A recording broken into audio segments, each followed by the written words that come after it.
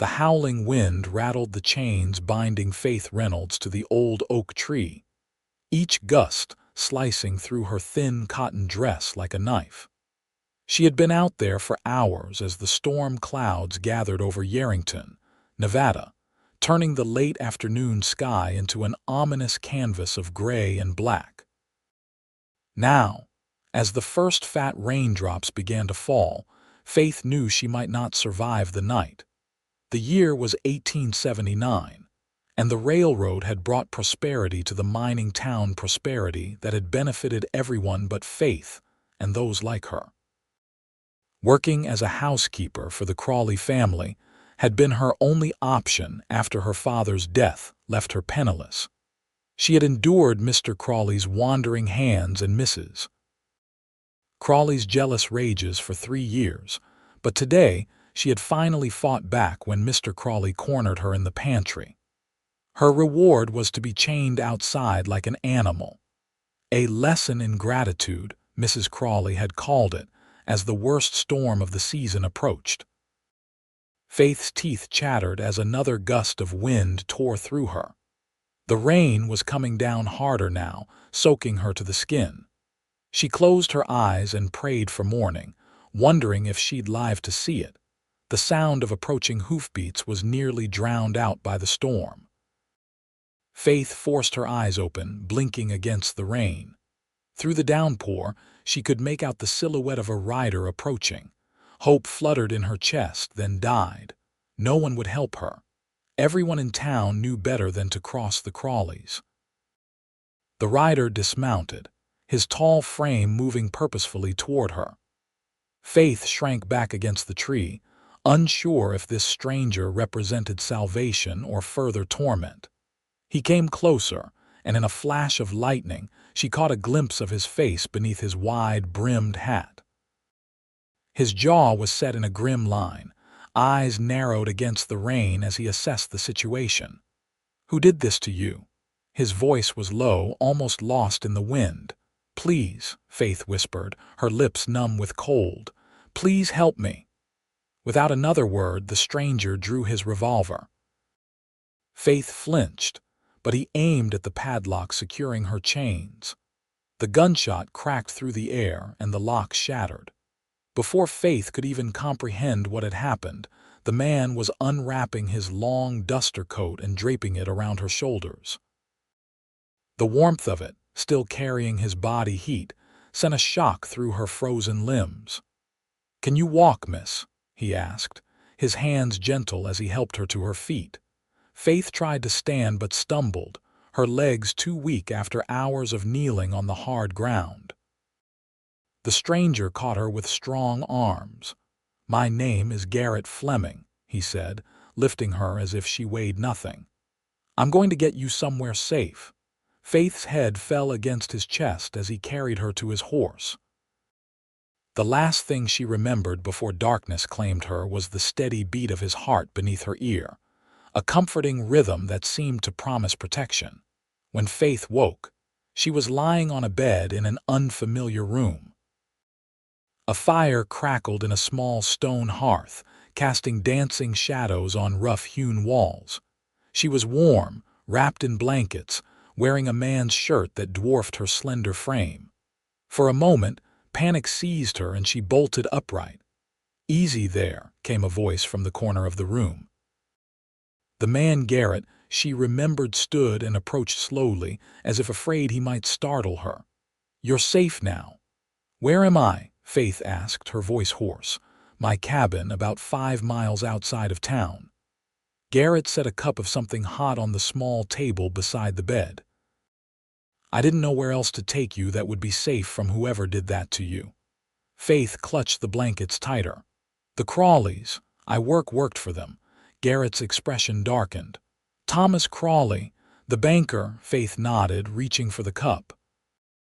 The warmth of it spread through her hands as she took a cautious sip. It was broth, rich and flavorful. His wife caught him, trying to force himself on me. Not for the first time. I fought back and she decided I needed to be taught a lesson. Garrett swore under his breath, turning away to stoke the fire. I've never had much respect for Crawley, but I didn't think even he would stoop so low. What happens now? Faith asked, setting the cup down. The reality of her situation was sinking in. She had no job, no home, no possessions but the ruined dress that now hung drying by the fire. Now you rest, Garrett said simply. Tomorrow we'll figure out what comes next. Faith studied him properly for the first time. He was tall and broad-shouldered with a face weathered by sun and wind. His hair was the color of wheat, his eyes a deep, clear blue. Not handsome in the conventional sense, but there was something compelling about his features, a steadiness that invited trust. "Why did you help me?" she asked. Garrett looked at her for a long moment. "Because it was the right thing to do," he said finally. "And because no one deserves to be treated that way." Faith nodded, exhaustion pulling at her again. "Thank you," she murmured, her eyes growing heavy. As she drifted back to sleep, she heard Garrett moving quietly around the cabin, and for the first time in years, she felt truly safe. The next few days passed in a haze for Faith. Her body, weakened by exposure and months of poor treatment, needed time to recover. Garrett proved to be a surprisingly attentive caretaker, bringing her food, stoking the fire, and leaving her alone when she needed rest. He slept on a bedroll by the fire, giving her the only bed. On the third morning, Faith woke feeling stronger than she had in days. She swung her legs over the side of the bed, testing her strength. Finding Garrett's spare shirt and trousers folded on a chair, she dressed quickly. The clothes were comically large on her, but with the sleeves rolled up and the pants tied with a length of rope, she could at least move around without tripping. She found Garrett outside, chopping wood. The rhythmic swing of his axe paused as he caught sight of her. "You're up," he said, driving the axe into the chopping block and wiping his brow. "I couldn't lie in that bed another minute," Faith replied, crossing her arms against the morning chill. "And I've imposed on you enough." Garrett frowned. "You're not imposing, and you're still recovering." "I need to figure out what I'm going to do," Faith insisted. "I can't stay here forever." "Why not?" The question was so unexpected that Faith could only stare at him. Garrett continued, "I mean not forever, but until you're fully recovered and have a plan. This cabin has been lonely since my brother moved to California." Faith hesitated. The offer was tempting more than tempting. The alternative was returning to town, where the Crawleys' influence would make finding work nearly impossible. And even if she could find a position, would it be any better than the one she'd left? "I can cook," she said finally. "And clean. I could earn my keep while I'm here." A smile tugged at the corner of Garrett's mouth. "I won't say no to a decent meal. I've been living on beans and jerky for longer than I care to admit." And so it was settled. Faith would stay, at least for now. The arrangement was meant to be temporary, a pause for both of them to decide what came next. But neither could have predicted how quickly that pause would stretch into something more permanent. Over the following weeks, the cabin transformed. Faith's touch brought order to Garrett's bachelor chaos. She cooked meals that made him groan with appreciation, mended clothes that had been torn for months, and filled the small space with wildflowers gathered on her daily walks. For his part, Garrett taught Faith about his life, how he ran a small but successful horse breeding operation, how he'd come west with his brother after the war, seeking a fresh start away from the memories of battle. One evening, as they sat before the fire after dinner, Garrett asked, "What about your family? Anyone who might be worried about you?" Faith shook her head, watching the flames. "My father died 3 years ago, consumption. He was a teacher, always dreamed of starting his own school." She smiled at the memory. "My mother passed when I was very young. I don't remember her well." "I'm sorry," Garrett said quietly. "What about you?" Faith turned the question back to him. You mentioned a brother, but what about the rest of your family? Garrett's face clouded. Lost my parents in '63. Fever took them both within a week of each other. My brother Gabriel and I joined the Union Army after that. Seemed like the thing to do. He was luckier than me, never saw much fighting. I was at Gettysburg. He didn't elaborate, but the shadow that passed over his face told Faith enough. After the war, we came west, started breeding horses. Gabriel met a woman from San Francisco last year, married her, and moved to the coast. And you stayed, Faith said. Garrett nodded. This land gets in your blood. I couldn't imagine leaving it. As they talked into the night, something shifted between them. The conversation flowed easily, punctuated by laughter and comfortable silences. When Faith finally rose to retire to the bedroom, Garrett caught her hand. I'm glad you're here, he said simply. Faith felt warmth spread through her that had nothing to do with the fire. So am I, she replied, and meant it. The next morning, Faith woke to the sound of hoofbeats approaching the cabin. Peering out the window, she felt her blood run cold. Thomas Crawley, accompanied by the town marshal, was riding up to the cabin. Garrett was already outside, arms crossed, standing between the visitors and the door. Faith dressed quickly, her heart pounding. Through the window, she could hear the conversation outside growing heated. The girl is my employee, Fleming, Crawley was saying, his voice oily with feigned concern. She had some sort of breakdown. My wife and I are worried sick. That's not how it looked to me, Garrett replied, his voice steady but with an edge that made Faith shiver.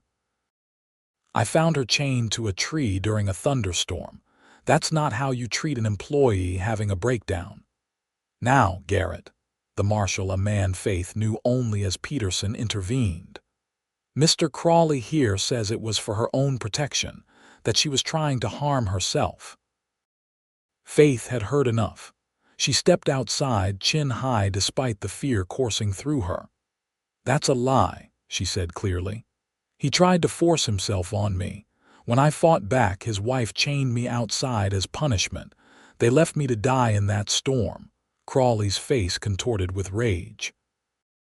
The girl's delusional, spreading vicious lies about her betters. Marshal, I want her arrested for theft. She took valuables from our home before running away. The marshal looked uncomfortable, glancing between Crawley and Faith. Miss, if Mr. Crawley is pressing charges, she didn't steal anything. Garrett cut in, stepping closer to Faith. And she's not going anywhere with you. The law's the law, Fleming, Peterson said, though he didn't sound convinced of his own words. I have to take her in if charges are being pressed. Then you'll have to take me too, Garrett said, his hand drifting to the revolver on his hip. Because I won't let you drag her back to people who tried to kill her. The tension stretched between them, the only sound the creaking of leather as the marshal shifted in his saddle. Finally, Crawley broke the silence with a harsh laugh. Keep the little whore, Fleming. But know this, you've made an enemy today. No one in town will do business with you now. I'll see to that. He turned his horse sharply. Come, Marshal. It seems Fleming has found himself a new breed of filly to tame. After they had ridden away, Faith felt her legs give out. Garrett caught her before she could fall, leading her back inside to sit by the fire. I'm sorry, she whispered. I've brought nothing but trouble to your door. Garrett knelt before her, taking her hands in his. No, you haven't. Crawley's a bully who's used to getting his way, but he doesn't own this town no matter what he thinks. He'll make good on his threats, Faith said. You'll be ostracized because of me. Then we'll find other places to trade, Garrett replied with a shrug. There are other towns within riding distance, and not everyone in Yarrington dances to Crawley's tune. Faith looked at their joined hands, calloused and strong around her smaller ones. Why would you do that for me? You barely know me. Garrett was quiet for a long moment. When he spoke, his voice was soft but certain. I know enough. I know you're brave and kind. I know having you here has made this place feel like a home for the first time since my brother left." He hesitated, then added, "And I know I'm not ready for you to leave." Faith felt something unfurl in her chest, like a flower opening to the sun. "I'm not ready to leave either," she admitted. Garrett's smile was like dawn breaking, transforming his serious face into something radiant. And when he leaned forward to press his lips gently against hers, Faith felt as if she'd finally found her way home after a long, dark journey. The coming months brought both challenges and joys. True to his word, Crawley did his best to turn the town against Garrett. But as Faith had learned, her rescuer was respected in his own right. Many in Yarrington had little love for the banker, whose high interest rates had cost more than one family their home or business. While some doors closed to Garrett, others remained open, and new alliances formed with those who had their own reasons to resist Crawley's influence. Faith found unexpected strength in herself during this time. No longer the frightened young woman who had been at the Crawleys' mercy, she worked alongside Garrett, learning about the horses he bred and trained. She had always been good with animals, and discovered she had a particular gift for gentling the more skittish colts. Garrett watched her with undisguised admiration as she patiently coaxed a nervous yearling to accept a bridle for the first time. "You're a natural," he said, leaning on the corral fence. "That colt hasn't let anyone near him for weeks." Faith stroked the young horse's neck, smiling as he nuzzled her hand. He just needed someone to be patient with him, to show him that not everyone wants to hurt him. Garrett's eyes softened. "Like you." Faith ducked her head, still unused to his quiet perceptiveness. In the months since he'd rescued her, Garrett had been unfailingly gentle, never pushing for more than she was ready to give. Their first kiss had been followed by others, each one a step forward in a slow dance of healing and discovery. As spring turned to summer, Faith bloomed like the wildflowers that carpeted the hills around the cabin.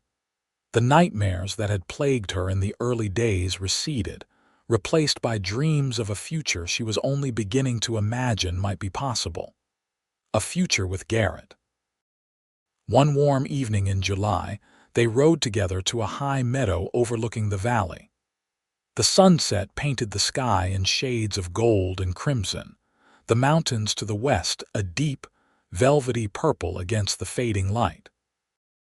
They spread a blanket on the grass and shared a simple meal of bread, cheese, and apples. "It's beautiful here," Faith said, watching as the first stars appeared in the darkening sky. "The most beautiful place on earth," Garrett agreed, though when Faith turned, she found him looking not at the view but at her. She blushed, still shy under the intensity of his gaze. "You shouldn't look at me like that." "Like what?" "Like I'm something precious." Garrett reached out, tucking a strand of hair behind her ear. "But you are the most precious thing I've ever found." Faith leaned into his touch, her heart full to bursting with feelings she couldn't quite name. "I never thought I could feel this way," she confessed. "After everything that happened, I thought that part of me was broken forever." "Nothing about you is broken, Faith," Garrett said firmly. "You're the strongest person I know." He kissed her then, and unlike the careful kisses they had shared before, this one held a hunger that made Faith's head spin. She responded in kind, years of loneliness and fear falling away as she poured herself into the embrace.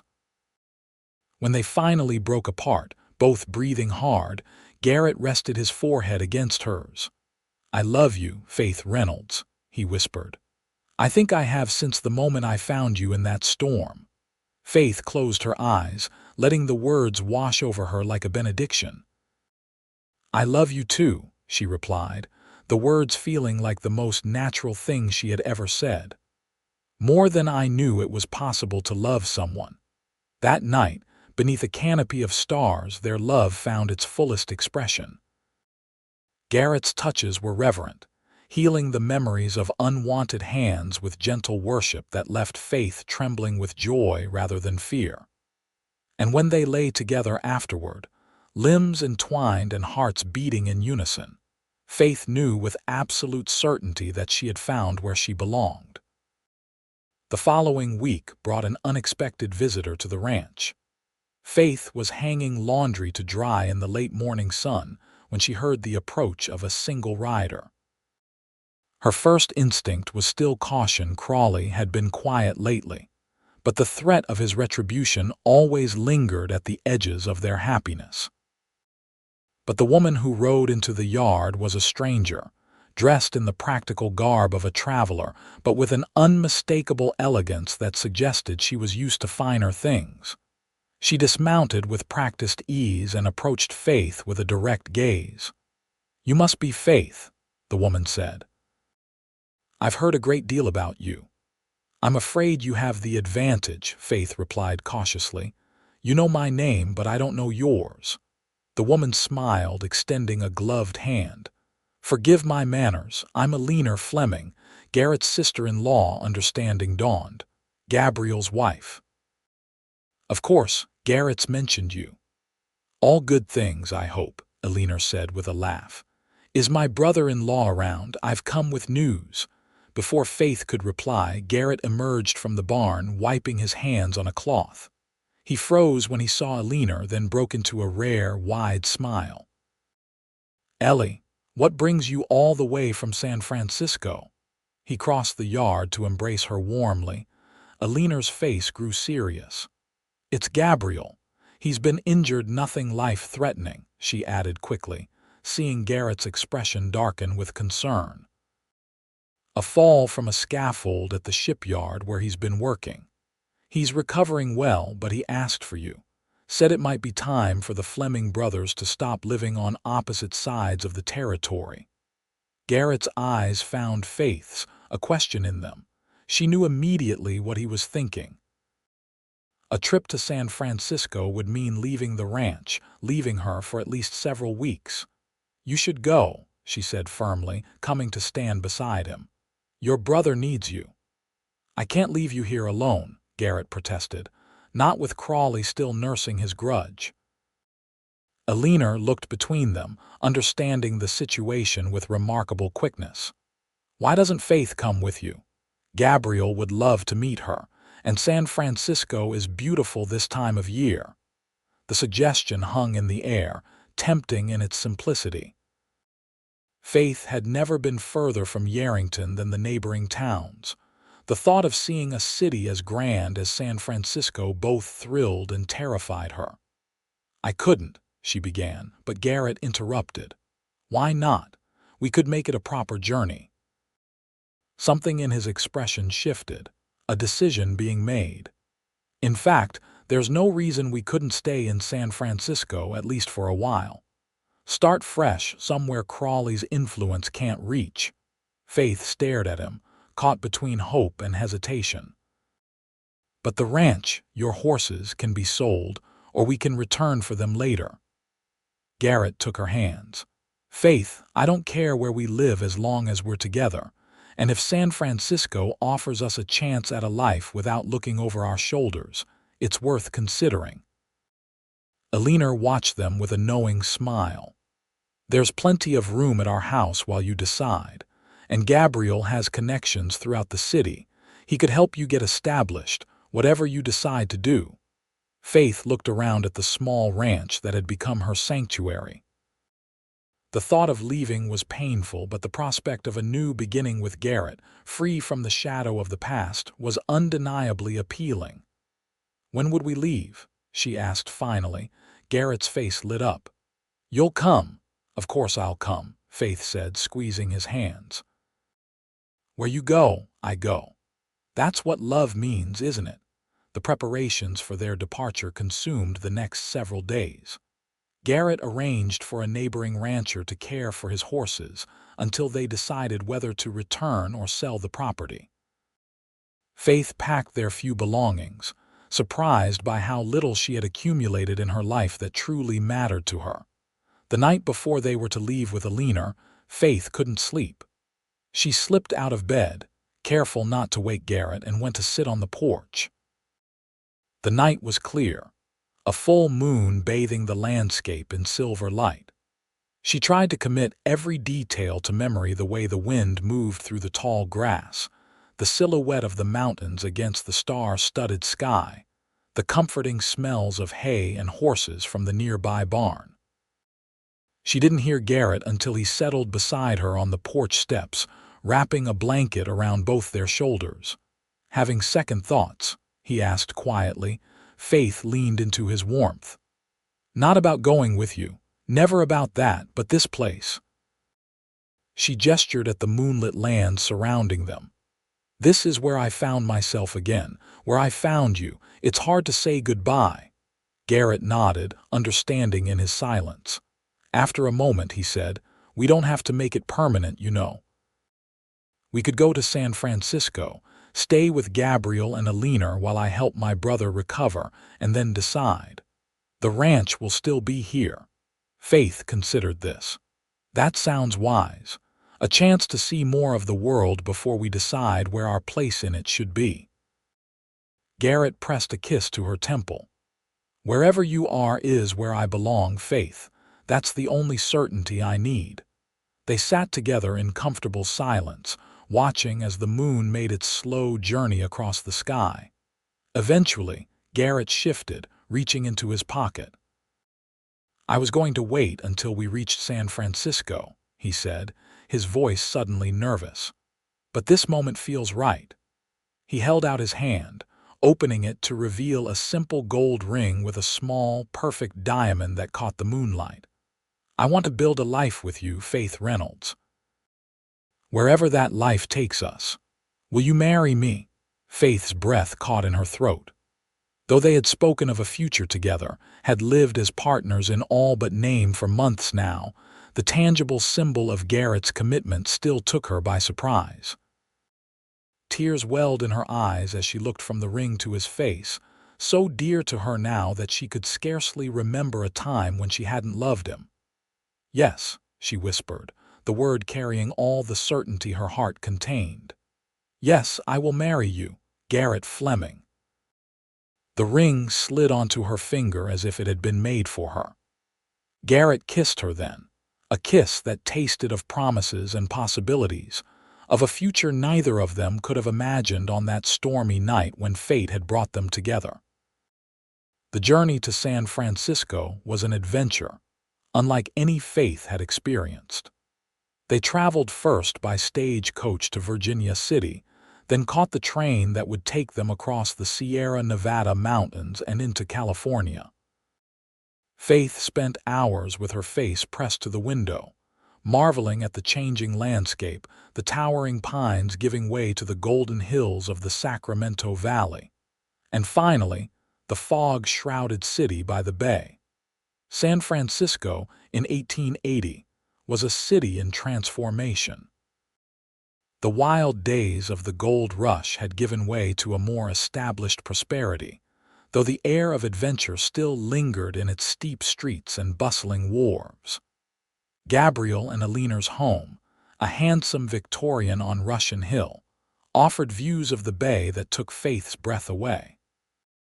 Gabriel Fleming proved to be cut from the same sturdy cloth as his brother, though his manner was more gregarious, his laugh quicker to emerge.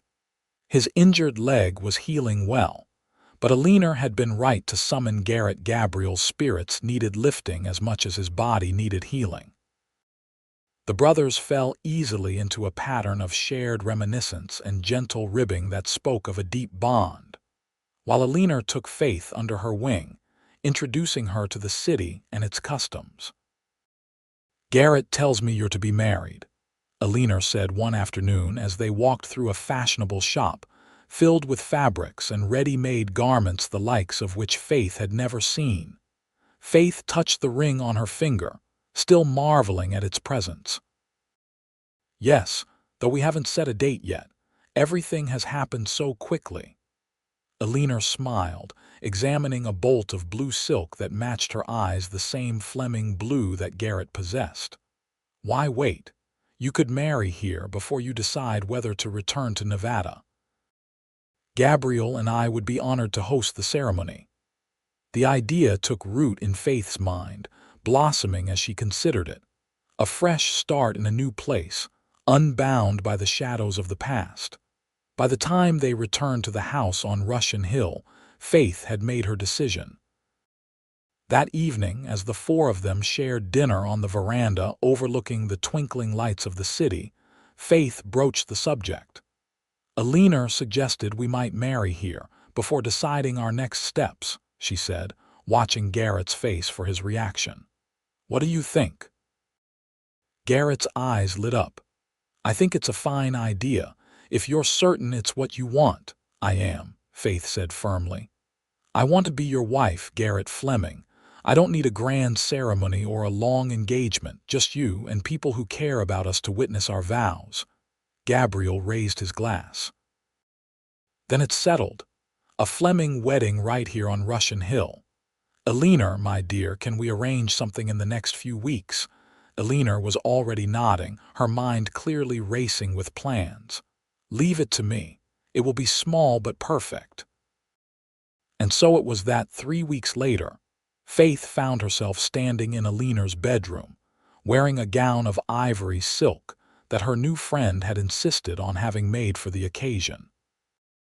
It was the finest thing Faith had ever owned, with delicate lace at the collar and cuffs and a train that whispered across the floor as she moved. "You look like an angel," Alina declared, adjusting the wreath of white roses that crowned Faith's unbound hair. "Garrett won't know what hit him." Faith blushed, hardly recognizing the elegant woman in the mirror as herself. So much had changed in the months since that stormy night when Garrett had found her chained and desperate. She had changed, growing from a frightened girl into a woman who knew her own worth, who had found the courage to love and be loved in return. A knock at the door heralded Gabriel, dashing in a formal suit despite the cane he still needed for support. "The minister has arrived and my brother is about to wear a hole in the carpet with his pacing," he announced with a grin. "Are you ready, Faith?" Faith took a deep breath, steadying herself. "More ready than I've ever been for anything." The ceremony was held in the garden behind the house, where late summer flowers bloomed in riotous profusion. A small gathering of Gabriel and Alina's friends stood witness, but Faith scarcely noticed them. Her eyes were fixed on Garrett, waiting for her beneath an arch of roses. He looked so handsome in his dark suit, his face solemn with joy as he watched her approach on Gabriel's arm. The minister's words washed over her like a distant melody, but the vows she exchanged with Garrett were burned into her memory forever. His voice, steady and sure as he promised to love, honor, and cherish her for all his days. The weight of the gold band he slid onto her finger, matching the one she placed on his, and the kiss that sealed their union, sweet and reverent before their small audience. "Mrs. Fleming," Garrett whispered against her lips as they broke apart, and Faith felt a thrill at the sound of her new name. The celebration that followed was joyful but intimate. There was food and wine, music from a string quartet Alina had engaged, and dancing beneath lanterns strung throughout the garden. As the evening deepened, Faith found herself drawn away from the gathering to a quiet corner with Garrett. "Happy?" he asked, his arms encircling her waist. Faith leaned into him, feeling the solid strength of his chest against her back. "Perfectly," she replied. "Though it still feels like a dream sometimes. That night in the storm seems both yesterday and a lifetime ago." Garrett's arms tightened around her. "I thank God every day that I rode by when I did, that I found you." Faith turned in his embrace, reaching up to touch his face. "So do I, but I've been thinking. As much as I love it here and as grateful as I am to Gabriel and Alina, I miss our home. The ranch, the open spaces. Do you think we might go back once Gabriel is fully recovered?" Relief washed over Garrett's features. "I was hoping you'd say that. San Francisco is fine for a visit, but it's not where I belong, not where we belong." "Then it's decided," Faith said with a smile. "We'll return to Yarrington, to the life we started building together. And this time, we'll face whatever comes as husband and wife." The return to Nevada came in early October, after Gabriel had regained enough strength to walk without a cane. The parting with the San Francisco Flemings was bittersweet, but tempered by promises of future visits in both directions. Alina had loaded them with gifts, new clothes for Faith, books, and household items to make their cabin more of a proper home. As the train carried them eastward, Faith watched the landscape change back from the lush California valleys to the starker beauty of the Nevada territory. There was a rightness to this homecoming that settled deep in her bones. Despite the memories of hardship, this land had given her Garrett, had given her a chance at happiness she had never dared to dream of. They arrived in Yarrington to find much unchanged. The ranch had been well maintained in their absence, the horses thriving under the care of their neighbor. But there had been one significant development in the town itself. Thomas Crawley was gone. "Left town under a cloud," the general store owner told them when they stopped to replenish their supplies. "Seems the bank examiners found some irregularities in his books. Quite a scandal." He and the missus packed up overnight and headed east before charges could be filed. Faith exchanged a glance with Garrett, neither of them able to hide their satisfaction at this turn of events. The shadow that had hung over their happiness had lifted without any effort on their part. Justice, it seemed, had its own timetable.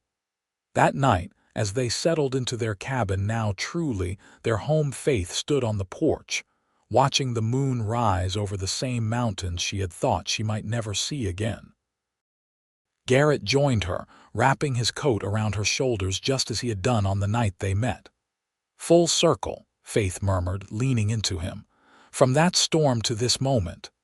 "The beginning of our story," Garrett agreed, "but nowhere near the end," and he was right. The months and years that followed brought challenges and triumphs in equal measure. The ranch prospered under their joint care, Garrett's skill with horses complemented by Faith's unexpected talent for business. They expanded, buying adjacent land when it became available, building a larger house to replace the cabin that had been their first home together. Children came first, a son they named Samuel, with his father's blue eyes and his mother's gentle spirit. Then twin girls, Lily and Rose, whose arrival nearly 2 years later turned their orderly household upside down in the most delightful way. Faith, who had once feared she would never know love, found herself at the center of a family that filled her days with joy and purpose. The scandal that had driven the Crawleys from Yarrington faded into town lore, but Faith never forgot the lessons of that time. She used her growing influence to advocate for those who, like her younger self, had few protections against those who would abuse their power. She helped establish a home for women in difficult circumstances, funded in part by the prosperous Fleming Ranch. Garrett supported her in these endeavors, his quiet strength a constant in her life as they built not just a family but a legacy. The man who had once rescued her from chains had given her something far more precious than physical freedom. He had given her the space and support to become the woman she was meant to be. On the 10th anniversary of the night they met, Garrett surprised Faith with a special dinner after the children had been tucked into bed. The table was set with their best china, candles casting a golden glow over the room that had witnessed so much of their shared life. 10 years, Faith marveled, accepting the glass of wine Garrett offered. "Sometimes I can hardly believe it." "The best 10 years of my life," Garrett replied, raising his glass to hers. "Though I expect the next 10 to be even better." Faith smiled, thinking of all they had built together, all they had yet to do. Do you ever think about how different our lives might have been if you hadn't ridden by the Crawley place that night? If you hadn't stopped? Garrett considered this, his eyes serious. I believe we were meant to find each other, Faith. That even if it hadn't been that night, somehow our paths would have crossed. Such a romantic, Faith teased, though she was touched by the sentiment. Who would have thought it of the serious cowboy who shot that lock and wrapped me in his coat? You bring it out in me, Garrett said simply. You always have. Later that night, as they lay together in the quiet darkness of their bedroom, Faith listened to the steady rhythm of Garrett's heart beneath her ear, just as she had on that first night. So much had changed since then, but this feeling of absolute rightness, of having found her place in the world, remained constant. Outside, a storm was brewing, the wind beginning to rattle the windows in an echo of that fateful night a decade earlier. But Faith felt no fear, only a deep gratitude for the journey that had brought her here, to this man, this life, this love that had saved her in every way a person could be saved. I love you, Garrett Fleming, she whispered into the darkness. Today, tomorrow, and for all the days that follow. And as his arms tightened around her in response, Faith knew with absolute certainty that the chain that had once bound her to a tree in despair had been transformed into the unbreakable bonds of family and love, bonds not of imprisonment, but of belonging, freely chosen and joyfully maintained through all the seasons of their shared life. The years continued to flow by, each one adding new chapters to the story that had begun on that stormy night. The Fleming children grew tall and strong, each developing their own distinct personalities that both delighted and challenged their parents. Samuel, the eldest, inherited his father's way with horses and his mother's quiet determination. By his 16th birthday, he was already showing signs of becoming a fine horseman in his own right, with dreams of expanding the family business into racing stock. The twins, wilder spirits both, kept Faith and Garrett on their toes with their boundless energy and curiosity. Lily had her father's practical mind and her mother's compassion, while Rose was a dreamer who filled sketchbooks with drawings of the world as she saw it, full of beauty and possibility. Different as day and night, the girls were nonetheless inseparable, a force of nature when united in any cause. As their 20th wedding anniversary approached in the summer of 1899, Faith found herself reflecting on the journey they had traveled together. The century was drawing to a close, and the world was changing around them. Yarrington had grown from a rough mining town into a respectable community with a proper school, several churches, and even a small library that Faith had helped establish. The railroad had expanded, bringing new opportunities and connecting their once isolated corner of Nevada more firmly to the wider world. The Fleming Ranch had prospered beyond their early dreams, becoming one of the most respected horse breeding operations in the territory. Garrett's expertise, combined with Faith's shrewd business sense, had built a legacy that would support their children and, eventually, their children's children.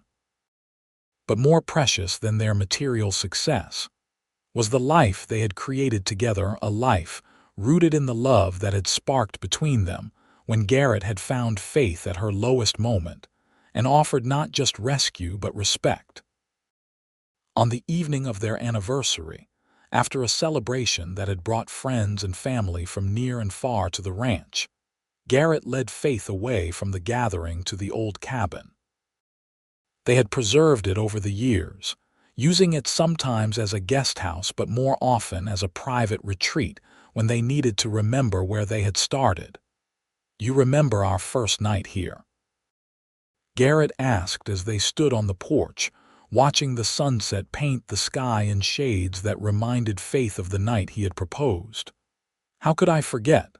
I was terrified, not just of what I'd escaped but of what might lie ahead."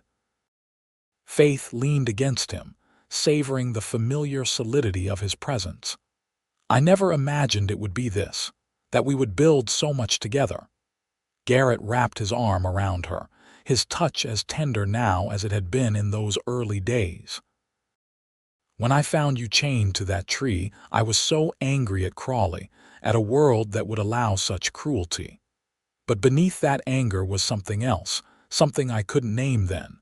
A feeling that my life was about to change forever. And did it?" Faith asked, smiling up at him though she knew the answer. "In every way that matters," Garrett replied. "You saved me as much as I saved you, Faith. I was just existing before you came into my life.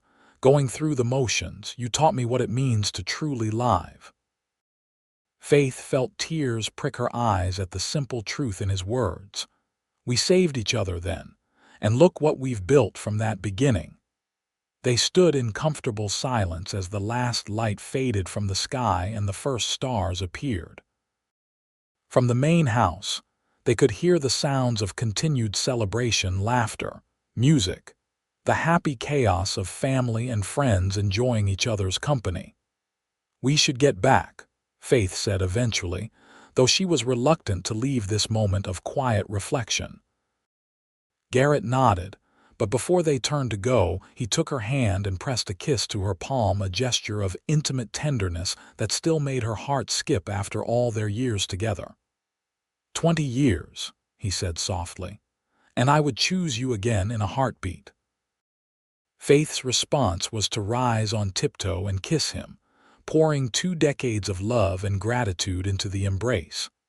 When they finally broke apart, both were smiling, their eyes bright with shared memories and the promise of more to come. As they walked hand in hand back to the house and the waiting celebration, Faith thought again of that desperate young woman chained in the storm, with no hope and no future that she could see. How astonished that version of herself would be to glimpse this life, these children, this love that had flourished against all odds. The path from that night to this one had not always been smooth.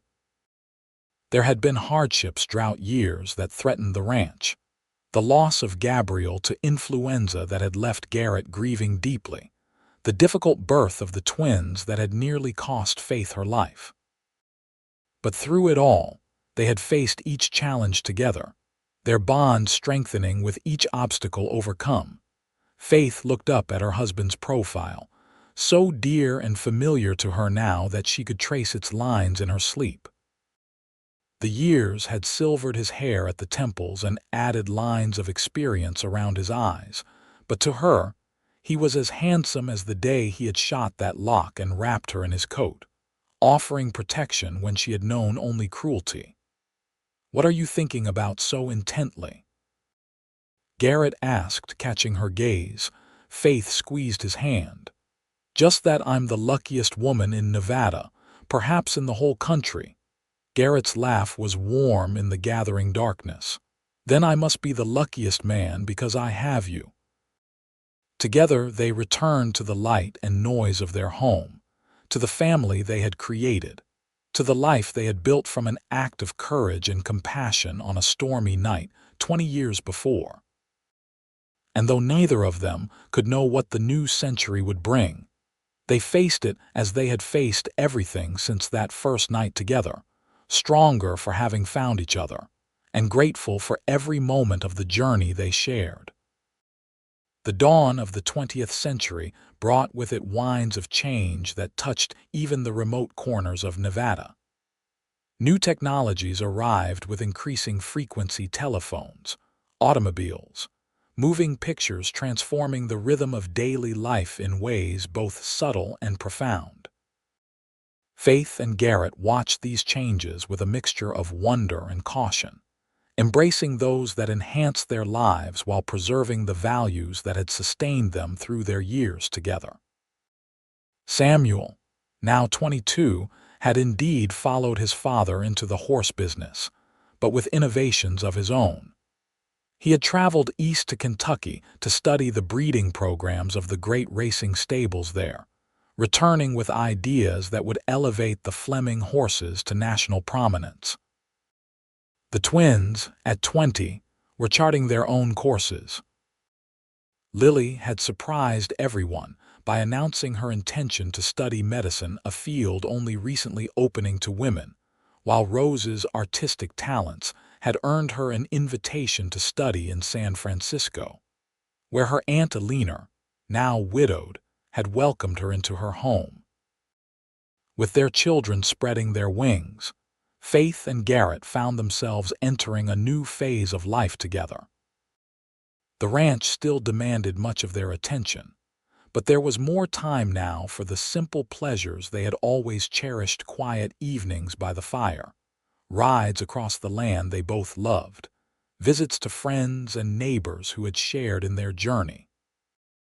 One crisp autumn day in 1905, as they rode together to a favorite spot overlooking the valley, Faith noticed Garrett studying her with an intensity that made her smile. "What is it?" she asked, reining her mare to a stop beside him. "I was just thinking how beautiful you are," Garrett replied. "More so now than the day I met you." Faith laughed, though she was touched by the compliment. At 49, she knew her face showed the marks of the year's fine lines around her eyes, strands of silver threading through her once dark hair. "You're either going blind or becoming even more of a romantic in your old age, Mr. Fleming." "Neither," Garrett insisted. "It's the truth. Every line, every silver hair, they're the map of our life together.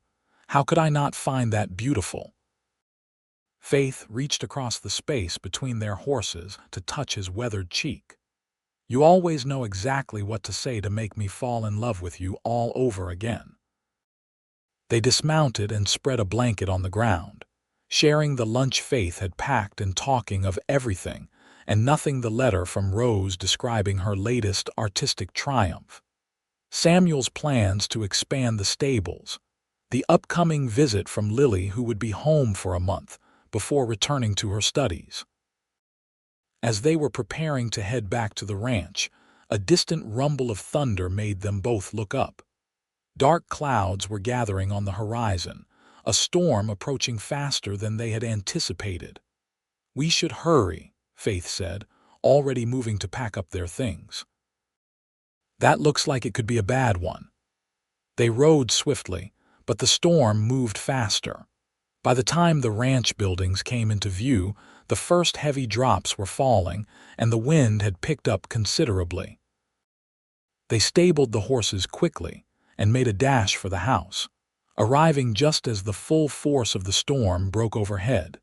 Standing on the covered porch, catching their breath and laughing at their narrow escape, Faith was struck by a powerful sense of déjà vu. "It reminds me of the night we met," Garrett finished for her, his eyes soft with remembrance. "Though this time we're both safe and dry." Inside, they built up the fire against the chill the storm had brought, changing into dry clothes and settling into the comfortable routine of a quiet evening at home. Faith was at her desk writing a letter to Rose when a particularly violent gust of wind rattled the windows, followed by a tremendous crack of thunder that made her jump. "Just like that night," she murmured, more to herself than to Garrett, who was reading in his armchair. He looked up, setting his book aside. "What are you thinking about?" Faith turned to face him, suddenly overwhelmed by the journey they had traveled together. "I was thinking about chains," she said after a moment. "The ones that bound me that night, and all the invisible ones that came before: fear, loneliness, the belief that I didn't deserve better." Garrett crossed the room to kneel beside her chair, taking her hands in his. "And now I understand that while those chains were broken in an instant when you shot that lock, it took years to truly free myself from their memory." Faith smiled, squeezing his hands. "But you gave me the time and space to do that. You never rushed me, never expected me to be anything but exactly who I was in each moment of healing." "You did the hard work," Garrett said, his voice tender. I just had the privilege of watching you become more fully yourself with each passing year." Faith leaned forward to press her forehead against his, overwhelmed by gratitude for this man who had saved her in every way a person could be saved. "We built something beautiful from such a dark beginning. And we're still building," Garrett reminded her. "There are grandchildren to spoil one day, new chapters to write." Faith laughed softly at the thought. "Grandchildren! Can you imagine? It seems just yesterday that Samuel was learning to walk and the twins were driving us to distraction with their mischief." They sat together as the storm raged outside, reminiscing about the years gone by and dreaming of those yet to come. And when they finally retired to bed, falling asleep to the sound of rain against the windows, Faith's last thought was of gratitude for the storm that had brought them together, and for every day since that they had chosen to face life's weather side by side. The years continued to unfold, bringing changes both expected and surprising. The predicted grandchildren arrived, first Samuel's son James, then Lily's twins, a boy and girl named after their grandparents, and finally Rose's daughter Alina, named for the great aunt who had nurtured her artistic talent. Each birth was a celebration, a continuation of the love story that had begun on that stormy night so many years before. As they entered their 60s, Faith and Garrett began to step back from the daily management of the ranch, entrusting more responsibility to Samuel and his wife Catherine. They traveled more, visiting Lily in Boston where she had established a respected medical practice, and spending winters in San Francisco with Rose and her husband, a fellow artist she had met during her studies. Life had its sorrows as well as its joys. Friends from their early days in Yarrington passed away, and Faith felt each loss keenly, aware of the precious impermanence of life. But these moments of grief were balanced by the deep satisfaction of a life well lived, of love freely given and received. On the 50th anniversary of their meeting, the stormy night that had changed both their lives, forever, their children arranged a surprise celebration. Family gathered from across the country, along with friends old and new, to honor the enduring love that had created such a rich legacy. During the festivities, Faith found herself momentarily overwhelmed and slipped away to the old cabin that still stood as a testament to their beginnings. Garrett found her there, as she had known he would. "Too much excitement?" he asked, joining her on the porch where they had shared so many quiet moments over the decades. Faith smiled, taking his hand. "Just needed a moment to catch my breath and remember. 50 years, Garrett. Half a century since you found me in that storm." Garrett's eyes, still the same clear blue though now surrounded by a web of lines, held hers with unchanged devotion. "Best thing I ever did, stopping to investigate what seemed like a shadow in the rain. You ever wonder how different our lives might have been if you had ridden past?" Faith asked, not for the first time over their years together. "No," Garrett replied simply, "because I wouldn't have. Even then, something was drawing me to you, call it fate or God's hand or just plain luck, but I believe we were meant to find each other, Faith. That our souls recognized each other even before we knew why." Faith leaned against his shoulder, comforted by the familiar solidity of him, by the certainty in his voice.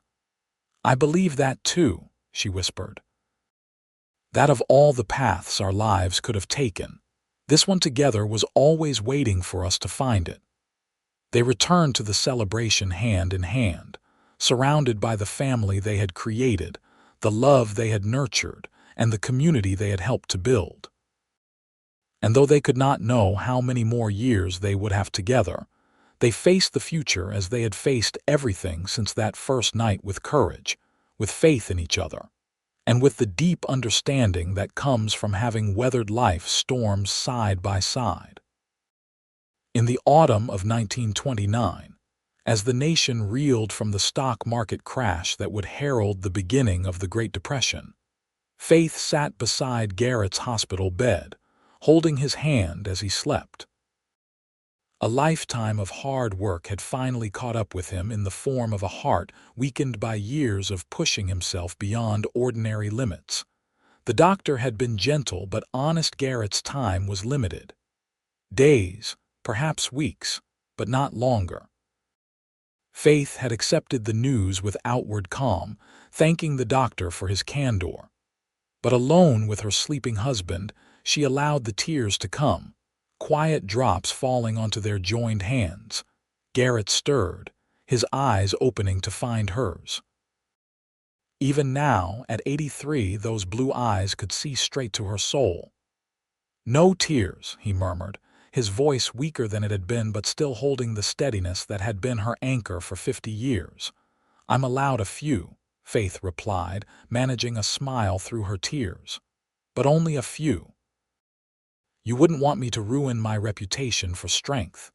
Garrett's lips curved in a faint smile. "Strongest woman I've ever known," he agreed. "From the first moment I saw you." Faith brushed back a strand of his white hair, remembering the wheat gold it had been when they met. "We've had a good life, haven't we? Better than most get." "The best," Garrett said firmly. "Not always easy, but always worth it. Every day with you has been a gift, Faith." They sat in comfortable silence, the kind that comes from decades of shared living where words are often unnecessary. Outside the hospital window, leaves drifted from the trees, golden in the afternoon light. "Remember how you once asked me if I ever thought about what might have happened if I hadn't ridden by the Crawley place that night?" Garrett asked suddenly, his gaze on the falling leaves. Faith nodded, her throat tight with emotion. "I remember. I've been thinking about that," Garrett continued. "And I still believe what I told you then, that we were meant to find each other, but I've been thinking about what comes next too." Faith squeezed his hand, understanding immediately. They had spoken of death before, had faced its possibility during illnesses and accidents over the years.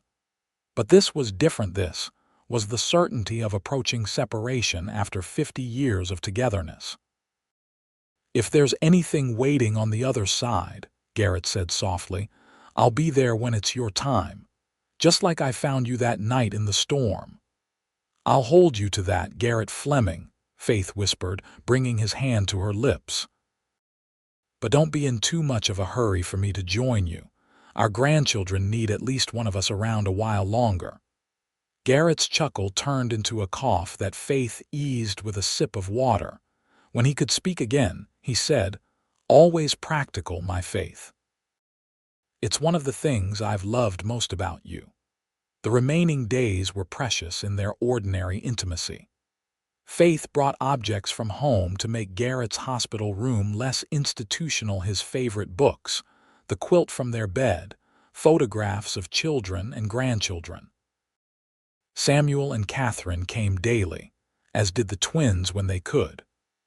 Rose arrived from San Francisco, bringing 7-year-old Alina, whose drawings brightened the sterile walls. Lily, delayed by a medical emergency in Boston, arrived just in time for one last meaningful conversation with her father. Faith rarely left Garrett's side, sleeping in a chair pulled close to his bed, her hand always within reach of his. They talked when he had the strength, reminiscing about their life together, ensuring that his affairs were in order, though Samuel had long since taken over the management of the ranch. But mostly they existed in that space beyond words, where the connection between them transcended the need for speech. On a clear October morning, with sunlight streaming through the window and Faith reading aloud from one of his favorite books, Garrett Fleming took his last breath. Faith felt the moment his spirit left, a subtle shift in the energy of the room. She closed the book and leaned forward to press a final kiss to his brow. "Until we meet again, my love," she whispered. "Thank you for finding me in the storm." The days that followed were a blur of necessary arrangements. a family gathering to mourn and celebrate a life well lived. Faith moved through it all with a grace that belied her grief, finding comfort in the rituals of remembrance and in the love that surrounded her. Garrett was laid to rest on a hillside overlooking the ranch he had built, with a simple stone marker that bore his name, the dates of his life, and the words beloved husband, father, and grandfather he found her in the storm. In the quiet aftermath, as family returned to their homes and life settled into new patterns, Faith found herself drawn to the old cabin where their story had begun. She spent an afternoon there alone, touching the worn furniture, remembering the frightened young woman she had been and the gentle man who had shown her a different way to live. That evening, as she sat on the porch watching the sunset, Faith sensed rather than heard a presence beside her. Looking up, she half expected to see Garrett there, but the space was empty. Yet the feeling of his nearness remained, a comforting warmth in the gathering chill. "I know you're keeping your promise," she said softly to the empty air, "watching over us until it's time for me to join you. But don't worry about me, Garrett. You taught me how to be strong, how to stand on my own. I'll be all right until then." The breeze seemed to touch her cheek like a caress, and Faith smiled, feeling not alone but accompanied, not broken but whole in her memories and in the legacy they had created together. The chains of that long-ago night had been transformed into bonds of love that even death could not sever, bonds that would endure in the lives of their children and their children's children, in the stories they would tell, and in the example they had set of a love that had begun with an act of courage in a storm and had weathered all of life's seasons with unwavering commitment. And though the years ahead would bring their own challenges and joys, Faith faced them with the knowledge that the best parts of Garrett lived on in their family, in the ranch that had been their shared passion, and most of all, in her own heart where the memory of a cowboy who had shot a lock and wrapped her in his coat would never fade, but would remain as vivid and life-changing as it had been on that stormy night when two souls had found each other and begun the journey that would define them both.